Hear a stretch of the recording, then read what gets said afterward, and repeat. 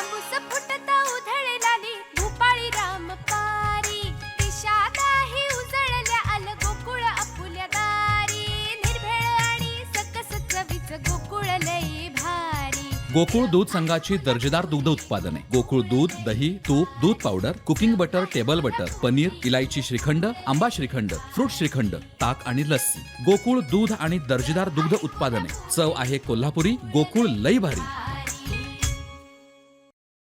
वेंगुर्ले तालुक्यात गेले 2 दिवसांपासून सुरू असलेल्या मुसळधार पावसामुळे आज सकाळी वेंगुर्ला शहरातील पिराचा दर्गा येथे असलेलं मोठं जुनं आंब्याचं झाड रस्त्यावर कोसळलं. त्यामुळे रस्त्याच्या बाजूला असलेल्या विजेच्या खांबांसहित विद्युत तारा तुटून नुकसान झालं आहे. दाभोली नाका येथून पिराच्या दर्ग्याकडे जाणाऱ्या रस्त्यावरती हे झाड होते. हे झाड रस्त्याच्या मधोमध कोसळल्याने या मार्गावरील वाहतूक दुपारी 12:30 पर्यंत बंद होती, तर येथील वाहतूक पर्यायी मार्गाने वळवली. यामुळे वीज वितरणचं मात्र मोठं नुकसान झालंय.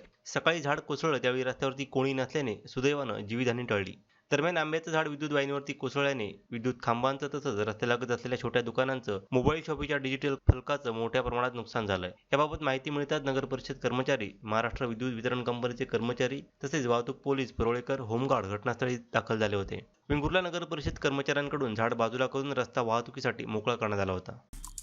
आमचे दिवसभरातले सर्व अपडेट्स, ताज्या घडामोडी आणि थेट लाईव्ह पाहण्यासाठी सबस्क्राईब करा, लाईक करा कोकणचं नंबर 1 महा चॅनल कोकण 7 लाईनचं YouTube चॅनल.